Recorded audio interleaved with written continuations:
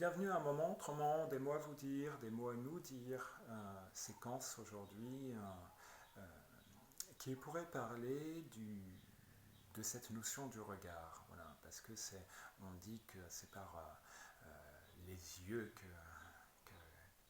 s'ouvre la fenêtre de l'âme. Voilà.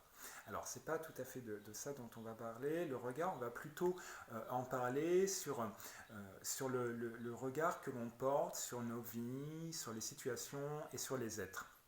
Alors, euh, je m'explique.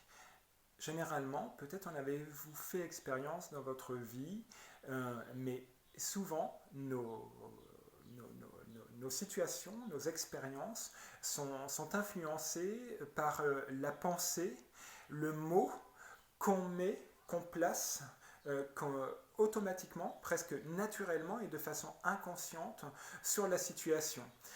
Par exemple, là on va regarder un arbre, et puis tout de suite on va regarder ses feuilles, on va regarder, et puis on va se dire ah, il est beau. Il est beau, il ne fleurira pas, il ne sera pas en fleurs, il ne donnera pas de fruits. On est toujours sans arrêt en train de nous représenter, de désigner l'objet que l'on voit, ou la situation, ou l'être que l'on voit, selon notre pensée, selon nos jugements. Voilà, donc c'est en ça dont je voulais parler, je voulais vous parler de ça durant cette séquence, parce que euh, ça me semble important d'être neutre dans les situations que l'on vit, c'est-à-dire d'être totalement impartial, aussi bien dans notre... parce que souvent nos actions ne sont pas libres, nos actions sont en particulier des réactions à des systèmes de mécanismes, également des mécanismes pardon, d'autodéfense.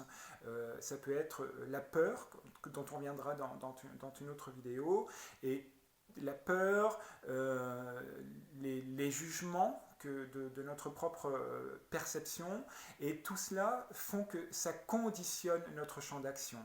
Donc en fait, si vous voulez, notre action n'est jamais libre, elle est toujours arrêtée, limitée par des mots et des pensées.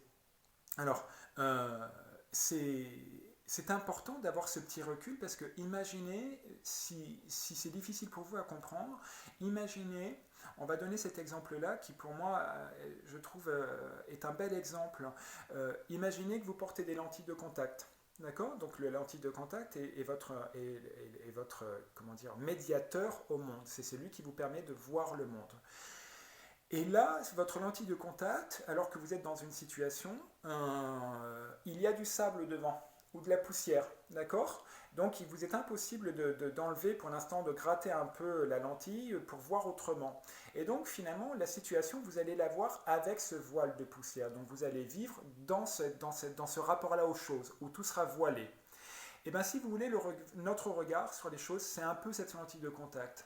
C'est-à-dire que nos mots, nos pensées, donc tout ce qui constitue notre mental, notre pensée, notre système, notre machine, notre boîte à idées, j'allais dire, tout cela, c'est ce qui fait que ça voile notre rapport aux choses. C'est ce petit voile de poussière dont on parlait sur la lentille qui va voiler toutes nos actions. Donc, c'est très simple, il y a un petit exercice qui est simple. Positionnez-vous, on n'a pas forcément besoin de sortir durant ce temps-là, mais positionnez-vous dans cette neutralité-là pour regarder une chose simplement comme elle est, sans lui mettre un mot, sans lui mettre, par exemple, si vous regardez un vase, essayez de le dénuder également de ce mot-là. Essayez de ne pas mettre ces notions de beau, de culture également. Tiens, mais il est du 18e, il a cette technique-là. Essayez de le regarder tel qu'il est. Voilà. Et de même que je prends cette idée cette image de l'objet, du vase, mais également je le rapproche par rapport à l'être humain, parce que c'est là où on va en venir. Généralement, tous nos rapports, étant donné qu'on a ces voiles devant nous, ce voile de poussière dont on parlait, ces illusions, généralement, tous nos rapports avec nos êtres humains, avec nos êtres humains, vous voyez le lapsus, avec nos camarades, parce qu'on est, on est humain, donc on se le rappelle, hein, on n'est pas différents les uns des autres, hein, on est tous ensemble, d'accord.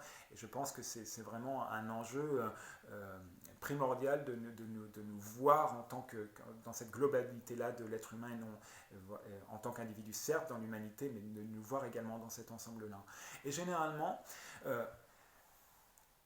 l'être humain, le rapport à l'autre est toujours faussé par l'image, par le mot, le jugement qu'on place devant la rencontre, qu'on place au devant de la situation. Voilà, donc le mot il apparaît justement, c'est comme un système d'autodéfense, ça permet de nous protéger, de nous rassurer aussi, mais en fait la situation n'est jamais neutre. Le rapport à l'autre n'est jamais neutre parce que on a toujours cette habitude d'être conditionné par nos cultures, notre rapport aussi à nos sociétés. Donc on est conditionné par une sorte d'autorité, parce que vous voyez que si on n'est pas du tout dans la société, ben, on est forcément un marginal, et puis il faut trouver sa place à l'intérieur même de cette société pour ressembler, donc pour répondre à la norme. Il y a également cet héritage du langage auquel nous répondons depuis des décennies, maintenant depuis des siècles. Donc en fait les mots également nous conditionnent. Et vous avez vu sur les vidéos, je suis relativement prudent sur les mots, que c'est pas calculé de ma part, c'est qu'en fait chaque mot véhicule une idée. Selon le mot qu'on va utiliser, ça va véhiculer tout un tas de définitions, qu'on a des idées comme ça, qu'on aura eu au préalable, et finalement ce mot-là, on va, au lieu de le comprendre, de le vivre intérieurement, on va encore le charger d'un tas d'idées mentales, et de ne pas rendre l'expérience de ce mot finalement neutre. Voilà, donc c'est pour ça que des fois j'aime bien, plutôt que de désigner une chose par un mot, expliquer cette chose par un ressenti, et essayer de la communiquer. Voilà, parce que les mots qu'on emploie restent également. Là, ces mots-là, cet échange, peut-être que ça vous reste aussi, ça vous interroge, ça vous questionne, donc il faut être prudent quant aux mots qu'on utilise. Donc, moi, j'utilise également la rencontre à l'autre comme un véritable échange. Donc, où j'essaie de ne pas, vous avez vu, j'ai dit j'essaye, parce que c'est pas naturel, hein, c'est pas inné en nous, parce qu'on a toujours été habitué à fonctionner de cette manière-là, avec le regard qu'on nous a demandé d'avoir depuis des siècles et des siècles sur les choses, sur les êtres, sur les situations. Et en fait, tout cela crée de la division. Donc on reviendra sur ce terme-là aussi, la division, la dualité, parce que c'est un thème qui est très précieux selon moi. Et ce regard, en fait, essayez, maintenez-vous dans cet état de neutralité sur les choses, selon ce que vous vivez.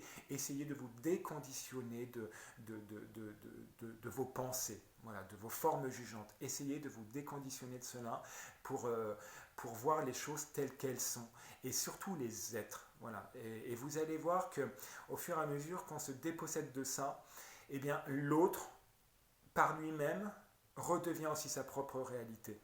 D'accord ?